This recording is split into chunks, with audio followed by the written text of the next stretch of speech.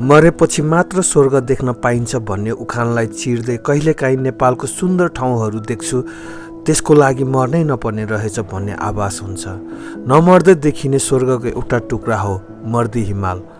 आफ्नै अडानमा अडिग भएर बसेको मर्दी हिमाल जस्तै यस्तो जाडो चिसोयाममा पनि मर्दी हिमालमा पाइला टेक्ने हाम्रो अटोट र यही भावनाले गर्दा छिटो र धेरै समूह भएर बनेको हाम्रो मर्दी हिमालको यात्रा।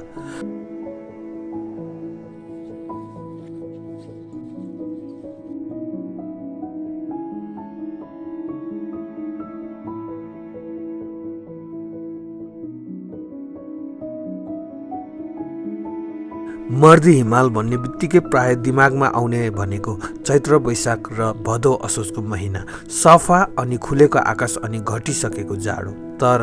तर जाडोयाममा पनि मर्दी जान सकिन्छ भन्ने हाम्रो बलियो सोचलाई अगाडि सार्दै हामी निस्क्यौँ जीवनको नौलो अनुभव गर्नका लागि मर्दी हिमालतिर।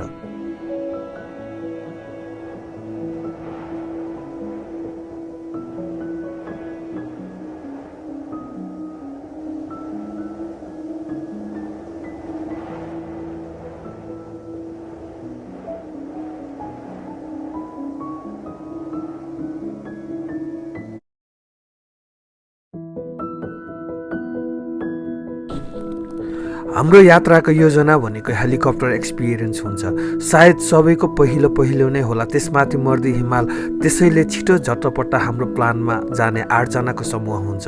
मौसमले लुकामारी खेले जस्तै हामी केही समय प्रतीक्षामा हुँदा एकजना घर जानु परेकोले समूह 7 जनाको थियो। हाम्रो यात्रा सुरु हुन्छ पोखरा एयरपोर्ट नजिकै रहेको प्रतीक भाइको क्याफे लुवानाबाट। स्वयं आफै पनि जाने भएको कारणले हामी त्यतै लागेर जम्मा भएर लाग्छौँ एयरपोर्टभित्र।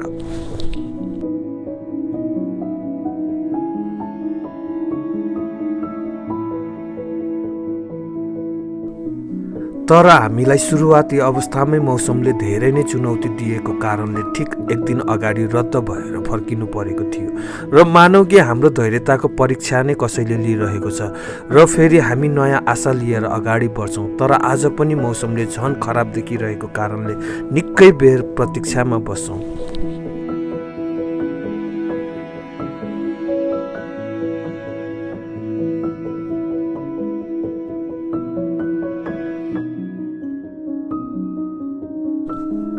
हामीले प्रतीक्षा गरिरहँदा विशेष धन्यवाद भाइ राम र बसन्तलाई दिनुपर्ने हुन्छ, जसको कारणले यो यात्रा सम्भव भएको थियो। अझ विशेष धन्यवाद एयर डाइनेस्टीलाई, जसले हामीलाई निशुल्क सेवा प्रदान गरी 2 लट गरी हामीलाई मर्दी हिमाल पुर्याउने निर्णय गर्नुभएको थियो।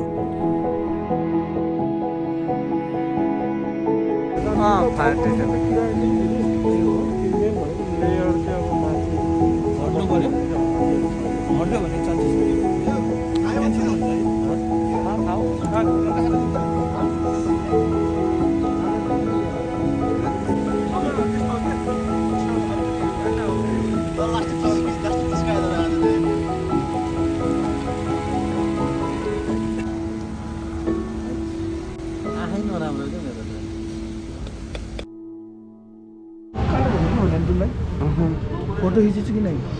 फोटो त खिचेन नि त, चाहिन्छ अरे कस्तो भ्याक्सिन कार्ड चाहिन्छ, भ्याक्सिन कार्ड कृपया।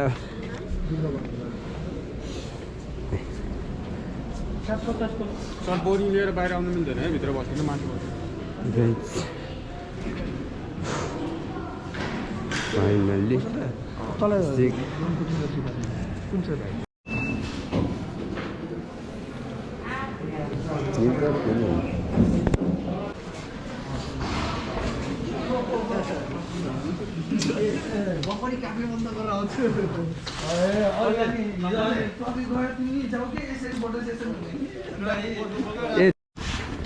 त्यो माथिको मान्छेले झुट गर्दै कि माथि उहाँ भ्यू पोइन्टमा गएर हाइक्याम्पमा झर्दाखेरि 2 घन्टा लाग्यो। वेदर बिग्रियो भने क्यान्सिल है। अहिले त ठिक हो, बिग्रेन मैले भनेपछि अब म आएको छु यहाँ।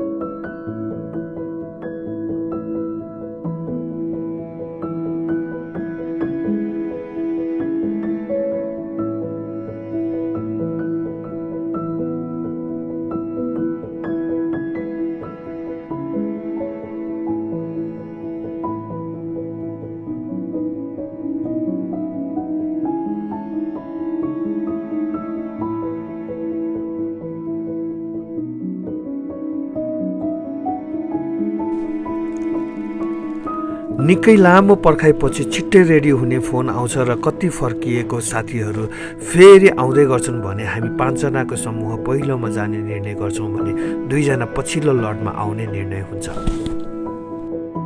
के गर्ने रे? त्यो हामी ल्यान्ड गर्ने बित्तिकै हजुर पछाडितिर नजाने रे, अगाडितिर जाने रे के। पछाडिको त्यसले तान्छ हैन त, अगाडि मुभिङ हुन पर्यो। फर्स्ट टाइम हेलीमा एक्सपिरियन्स हुँदैछ। Let's go. त्यही होला हाम्रो घोडा maybe.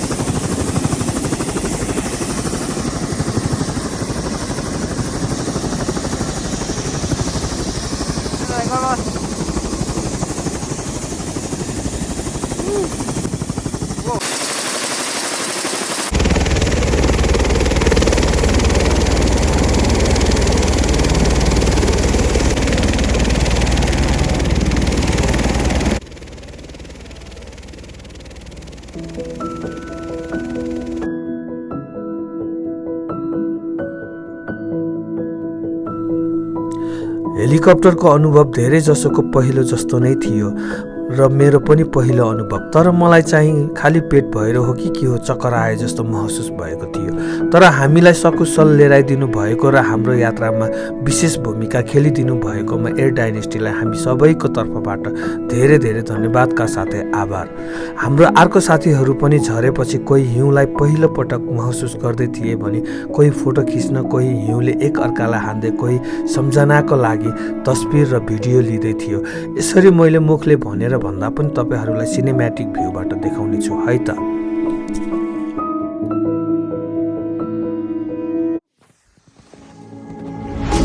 You don't like the lights, but it's camera time. Said take the picture, but you rolled your eyes. Now I'm mortified and still terrorized. Push me behind to get me from my better side. I wanna push you back, but that's all you want. Wanna rub me up, I'm holding back. Tryna get me framed, throw me in cuffs. Said I attacked you, that's just a false truth.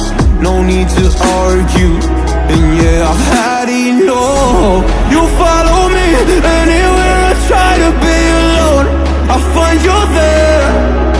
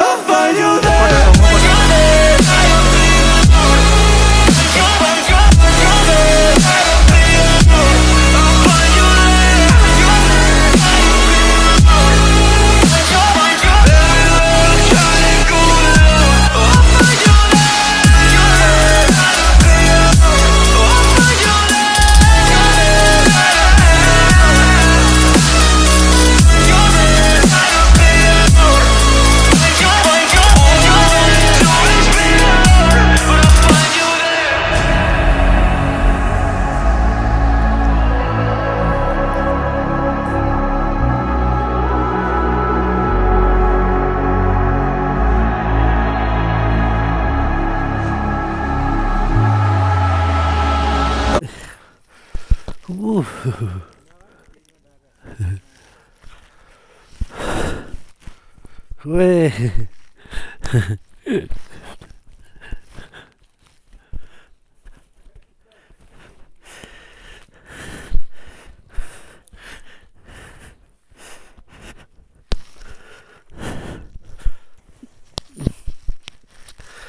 ल guys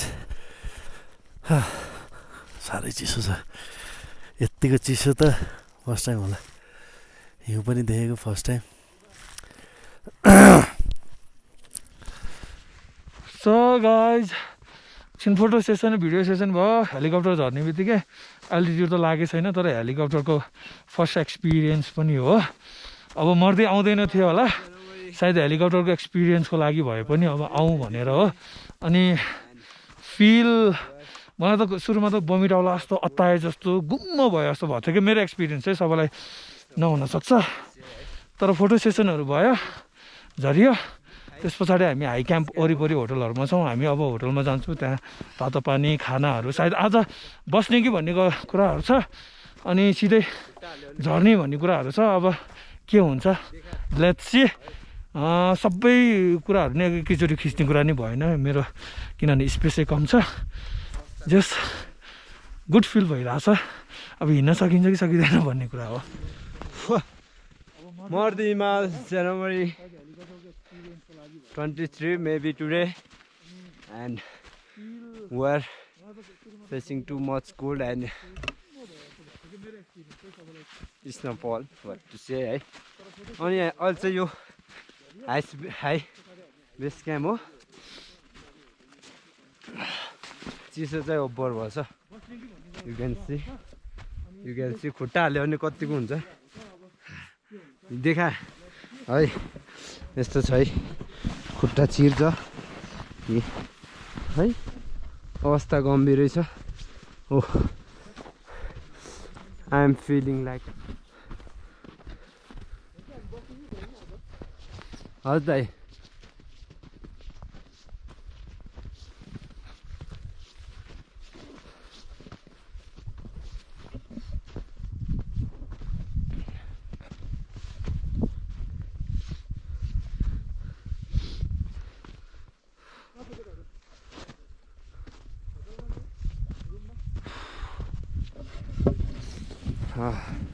बस्यो हजुर नमस्ते आराम हुनुहुन्छ हजुरको शुभ नाम मेरो समीर समीर है ल हाम्रो राम काले भाइले रिकमेन्ड गरेको थियो यो त हाम्रो मेरो नि यो त सेकेन्ड टाइम हो यो कति भयो हामी आउँदा थियो कि थिएन मैले यादै गर्ने बनेको क्या 4 वर्ष भयो है भन्छ लगभग हामी आउने टाइमतिरै रहेछ 17-18 तिर आएको थिएँ त्यही भएर ए हजुर ल हस् धन्यवाद है